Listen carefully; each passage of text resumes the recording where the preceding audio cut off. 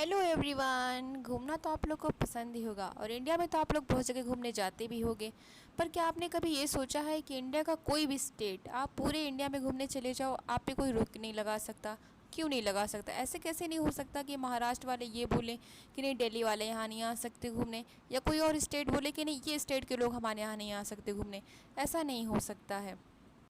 और तो और आप कहीं पे भी जाके जॉब भी कर सकते हो, यानी आप इंडिया के किसी भी स्टेट में जाके जॉब कर सकते हो, वहाँ रह सकते हो। आप पर कोई भी रोक टोक नहीं हो सकती। आपके लिए बस इतनी ही पहचान काफ़ी है कि आप एक इंडियन हो। यानी पंजाब वाले ये नहीं कह सकते कि हमारे यहाँ हरियाणा के लड़के जॉब नहीं कर सकते, या फिर पंजाब ऐसा नियम भी नहीं बना सकता कि हम पंजाब में वही जॉब करेगा जो कि 5 साल यहाँ रहा हो। क्या आपने कभी ऐसा सुना है? शायद नहीं सुना होगा, और आप सुनोगे भी नहीं, क्योंकि ये हमारा फंडामेंटल राइट है। यानी इंडियन कॉन्स्टिट्यूशन ने सारे इंडियन को फंडामेंटल राइट दिया है कि वो कहीं पे भी आ जा सकते हैं, कहीं पे भी जॉब कर सकते हैं। इसके लिए उसको कहीं रोका नहीं जा सकता है। लेकिन अभी आपने देखा होगा कि कोरोना चल रहा है और अभी अभी लॉकडाउन हुआ है। तो लॉकडाउन में सारे देश में आने जाने पे रोक लगा दी गई। अब आप ये कहोगे कि ये तो हमारा फंडामेंटल राइट था, तो हम तो बोल सकते थे पुलिस वाले के सामने जाके कि नहीं नहीं, क्यों रोक लगा रहे हो, ये तो हमारा फंडामेंटल राइट है। तो फिर ऐसे में कोई क्यों नहीं बोला? क्यों ऐसा नहीं बोला गया? कैसे रोक लगा दी गई पूरे देश में कहीं पे भी आने जाने पे, जबकि हमारा फंडामेंटल राइट है? आज हम इसी की बात तो करेंगे। हम बात करते हैं फंडामेंटल राइट की। फंडामेंटल राइट यानी मौलिक अधिकार जो है ये कहाँ से लिया गया है, पहले इसकी बात करते हैं। तो ये है अमेरिका के संविधान से लिया गया, यानी जो हमारा फंडामेंटल राइट, हमारा मौलिक अधिकार है, ये अमेरिका से हमने उधार में लिया है। भारत के संविधान में भाग 3 में है और इसकी संख्या 6 है। पहले 7 थी, संपत्ति का अधिकार आता था पर उसको हटा दिया गया है, अब ये सिर्फ 6 हैं। तो मौलिक अधिकार होता क्या है? मौलिक अधिकार वे अधिकार हैं जिनको सरकार भी नहीं रोक सकती है, यानी इस भारत के संविधान में भारत के सभी नागरिकों को दिया गया है जिसको सरकार भी नहीं रोक लगा सकती है, हस्तक्षेप कर सकती है।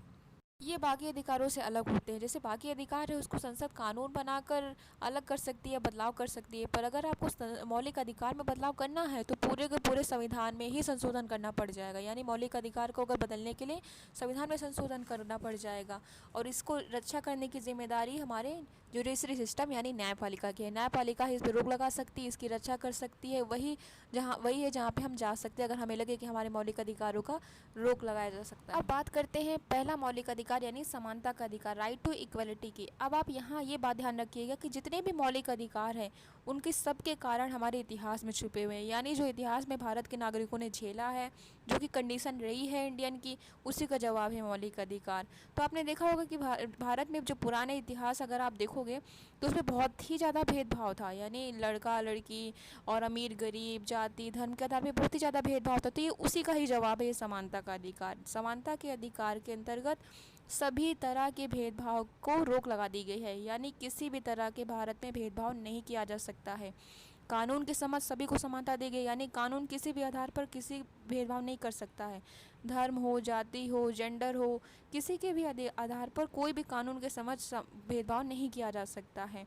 इसके अलावा आप किसी भी दुकान में जाएं, किसी भी होटल में जाएं, चाहे कुआं से किसी भी पानी भरें, यानी किसी पर भी आपको रोक नहीं लगा सकती। इसके अलावा रोज़गार में समानता, यानी वही हिसाब जैसे पंजाब में मैंने बताया था ना कि पंजाब इस आधार पे नहीं रोक लगा सकता है कि इस स्टेट का लड़का हमारे यहाँ जॉब नहीं कर सकता, यानी आपको पंजाब में 5 साल रहना पड़ेगा तभी आपको यहाँ पे जॉब मिलेगी, नहीं तो आप यहाँ पे जॉब नहीं कर सकते। रोज़गार में समानता यही है कि आपकी रिक्वायरमेंट जो है उसके हिसाब से आप रोक लगा सकते हो, यानी आपको अलग डिग्री चाहिए, अलग डिप्लोमा चाहिए, या फिर कोई और रिक्वायरमेंट है उसके हिसाब से आप रोक लगा सकते हो। पर आप इस आधार पर रोक नहीं लगा सकते तो वो किसी स्टेट से आया है, या फिर वो लड़का है या लड़की है, या फिर किसी भी धर्म जाति के हिसाब से आप रोक नहीं लगा सकते हैं। ये सबका फंडामेंटल राइट है, यानी मौलिक अधिकार है। अधिकार की यानी स्वतंत्रता का अधिकार, right to freedom. Right to freedom बहुत ही ज़रूरी है। आप सोचो आप किसी भी कंट्री में रह रहे हो, आपको वहाँ फ्रीडम ही नहीं है, यानी आप कोई भी काम अपनी मर्ज़ी का कर ही नहीं सकते हो, तो फिर आपका क्या हाल होगा। तो इसीलिए हमारे फंडामेंटल राइट में राइट टू फ्रीडम दिया गया है, यानी आपको पूरा अधिकार है, हर चीज़ का अधिकार है, बस एक शर्त पे, यानी स्वतंत्रता का अधिकार आपको है, लेकिन तब तक जब तक आपकी स्वतंत्रता से किसी और को नुकसान ना पहुँचे।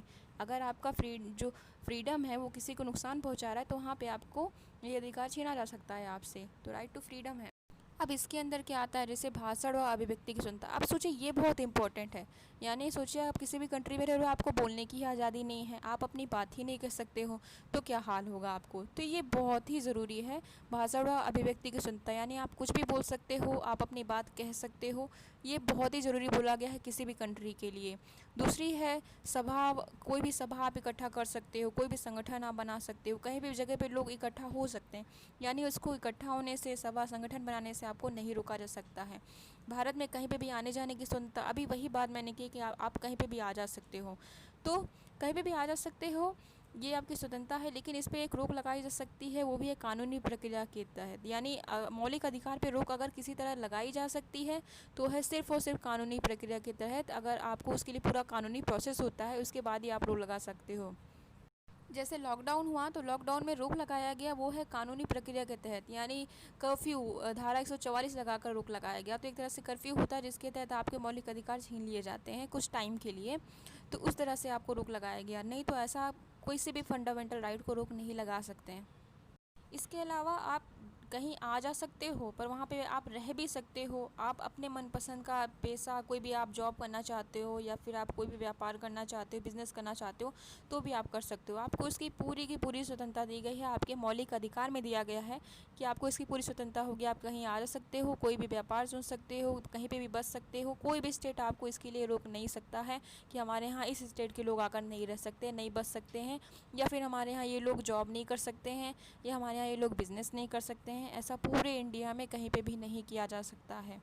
इसके अलावा अगर दूसरा देखा तो जीवन की रक्षा का अधिकार, ये बहुत इंपॉर्टेंट है, क्योंकि अगर आपको जीवन की रक्षा का अधिकार नहीं है तो फिर आपको कोई भी मार देगा अगर। तो ये बहुत ही इंपॉर्टेंट है कि आपको जीवन की रक्षा का अधिकार दिया गया है आपको। इसके अलावा शिक्षा का अधिकार दिया गया। शिक्षा का अधिकार, सोचिए किसी भी देश की अगर हम डेवलपमेंट की बात करते हैं तो शिक्षा के बिना तो हो ही नहीं सकता है, एजुकेशन के बिना तो हो ही नहीं सकता है। तो शिक्षा का अधिकार बहुत ही ज़रूरी है, और ये हमारे फंडामेंटल राइट है कि भारत के हर नागरिक को शिक्षा मिले। ये हमारे मौलिक अधिकार है, ये कोई सामान्य अधिकार नहीं है कि आप कोई भी उस पर रोक लगा देगा। ये हर इंसान को पाना ही पाना है, ये शिक्षा का अधिकार हमारा फंडामेंटल राइट है। अब बात करते हैं हमारे थर्ड फंडामेंटल राइट यानी शोषण के विरुद्ध अधिकार की। अब अगर आप इंडिया का हिस्ट्री देखो तो आप पाओगे कि वहाँ पे बहुत सी दास प्रथा है। जैसे दास प्रथा रही है, बंधुआ मजदूरी रहा है, लोग मानव व्यापार रहा है, लोग बेच देते थे और उससे मजदूरी करवाते थे, दास बनाकर रखते थे। तो जो हमारा फंडामेंटल राइट ये है, ये इसी पर रोक लगाता है। यानी आप किसी तरह से मजदूरी नहीं करवा सकते, ये बंधुआ मजदूरी पर पूरी तरह रोक लगाता है। और ये 14 साल से कम बच्चों पर तो बिल्कुल ही रोक लगा देता है कि आप उनसे किसी भी तरह का काम नहीं करा सकते, मजदूरी नहीं कर सकते, ये बिल्कुल ही क्राइम है। इसके बाद है धार्मिक स्वतंत्रता का अधिकार यानी right to freedom of religion. अब सोचिए ये जो है ये तो बिल्कुल ही नया है इंडिया के लिए, जबकि जैसे राजा हुआ करते थे तो राजा तो एक ही धर्म को मानते थे, और उनके राज्य में जो वो धर्म को मानते थे वो ये कहते थे कि सभी को यही धर्म मानना है। यानी बाकी अगर आप कोई धर्म मानना चाहो तो उसकी आज़ादी बिल्कुल भी नहीं होती थी। जो भी राजा धर्म मानता था सभी को वही धर्म मानना पड़ता था। लेकिन लोकतंत्र, इंडिया में अब लोकतंत्र है, तो लोकतंत्र में ये बिल्कुल ही कहा गया है कि आप किसी भी तरह के धर्म मान सकते हो। आपको हर तरह के धर्म मानने में आपकी जो भी मर्जी है, आपको पूरी पूरी आज़ादी होगी। आप कोई प्रार्थना कर सकते हो, किसी में आस्था रख सकते हो, यहाँ तक कि आप स्कूल भी खोल सकते हो। अगर आप धार्मिक शिक्षा देना चाहते हो तो आप स्कूल भी खोल सकते हो। लेकिन ये निजी स्कूल होता है, सरकारी स्कूल में ऐसा नहीं है कि किसी भी विशेष धार्मिक शिक्षा आपको दी जाए। लेकिन निजी स्कूल जो होते हैं वहाँ पे आप धार्मिक शिक्षा दे सकते हो, प्रेयर करा सकते हो धर्म के हिसाब से, या फिर कोई भी आप धार्मिक जो एक्टिविटी हैं उनको करा सकते हो। इसके बाद देखते हैं हम इंडिया में बहुत सारी विविधता रही है। यानी अगर आप इंडिया घूमोगे तो आप देखोगे हर तरह के कल्चर यहाँ पे हैं। कल्चर बहुत सारे हैं। आप वही कहते हैं घाट घाट में पानी बदलता है, घाट घाट में पानी बदलता है इंडिया में। यानी अगर आप थोड़ी दूर भी इंडिया में जाओगे तो आप देखोगे कि वहाँ पे बोली भाषा भी चेंज हो गई है, कल्चर भी चेंज हो गया है।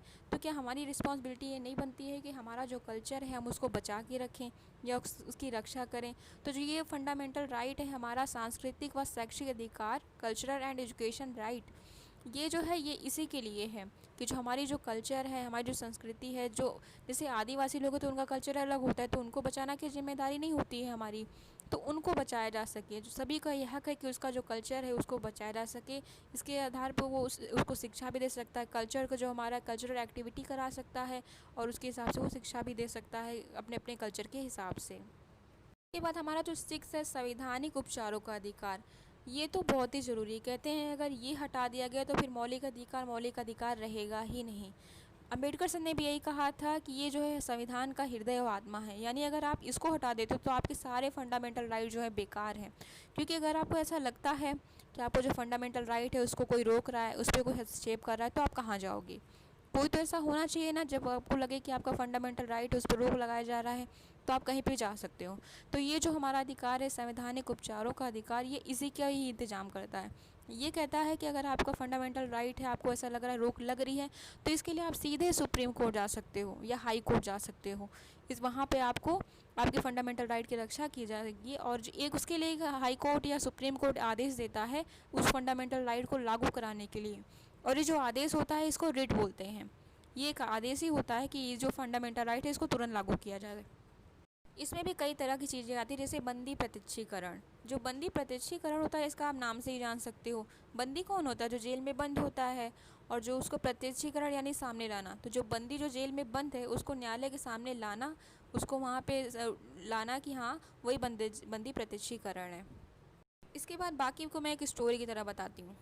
अब मान लीजिए कोई अधिकारी है, वो ऐसा काम कर रहा है जो उसके अंडर में नहीं आता है, यानी वो उसका अधिकार क्षेत्र में वो काम नहीं आता है, वो काम कर रहा है। इससे जो उसका ऊपर वाला अधिकारी है वो उसको ऑर्डर देता है कि देखो ये तो तुम्हारे अंडर में नहीं आता, तुम्हें ये काम छोड़ना पड़ेगा। तो ये जो अधिकारी है जो ऑर्डर दे रहा है कि तुम्हारा ये काम नहीं है, तुम्हें ये काम छोड़ना पड़ेगा, ये है परमादेश। यानी अधिकारी को आदेश देना कि तुम्हारे अंडर में काम नहीं आ रहा है, तुम्हें छोड़ना पड़ेगा। और ये जो अधिकारी है उससे जो रोक लगाई जा रही है कि तुम्हें ये काम नहीं करना है, तो ये रोक लगाई जा रही है, ये है अधिकार परीक्षा। यानी अधिकार परीक्षा क्या होता है कि किसी भी काम जो उसके अंडर में नहीं आता उस पर तुरंत रोक लगा देना। और वो जो काम है, वो जो अधिकारी ने जो काम वहाँ से लिया है वो किसी को तो देगा ही।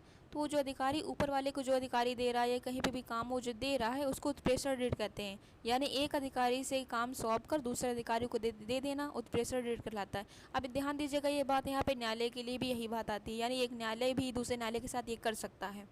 इसके बाद निषेध आदेश होता है। निषेध आदेश क्या होता है? ये सुप्रीम कोर्ट है जो, या उच्च जो न्यायालय हाई कोर्ट हमारा है, ये नीचे जो अदालत है, अगर उनको लगता है कि ये जो न्यायालय है ये इसके अंडर में ये काम नहीं आ रहा है, ये इसको नहीं करना चाहिए, तो वो उस पर रोक लगा देता है। तो जो सुप्रीम कोर्ट हाई कोर्ट के द्वारा नीचे वाले अदालत पर रोक लगा देना निषेध आदेश कहलाता है। अब आप यहाँ पे ये बात समझ गए हो कि मौलिक अधिकार क्या होता है। तो मौलिक अधिकार वे होते हैं जिनको कानूनी प्रक्रिया के तहत ही रोक लगाया जा सकता है, कानूनी प्रोसेस होता है उसके तहत ही रोक लगाया जा सकता है। दूसरे, आपके मन में सवाल आया होगा कि कानूनी अगर हमें लगता है कि हमारा मौलिक अधिकार पर रोक लग रही है तो हम कहाँ जाएंगे? तो इसका भी जवाब आपको मिल गया होगा कि हम सीधा सुप्रीम कोर्ट या सीधा हाई कोर्ट जा सकते हैं। दूसरी बात यह है कि अभी मैंने बताया लॉकडाउन हुआ था, तो लॉकडाउन में रोक लगा दी गई, तो वो एक कानूनी प्रोसेस था जिसके तहत रोक लगाई गई थी। और कानूनी प्रोसेस के तहत आपकी किसी भी फंडामेंटल राइट पर रोक लगाई सकती है। जैसे अगर कोई उसके किसी के ऊपर केस चल रहा है, तो केस अगर चल रहा है तो उसके फंडामेंटल राइट पे रोक लगाई जा सकती है। उम्मीद है कि आपको मौलिक अधिकार फंडामेंटल राइट समझ में आ गया होगा। Thank you so much, all the best.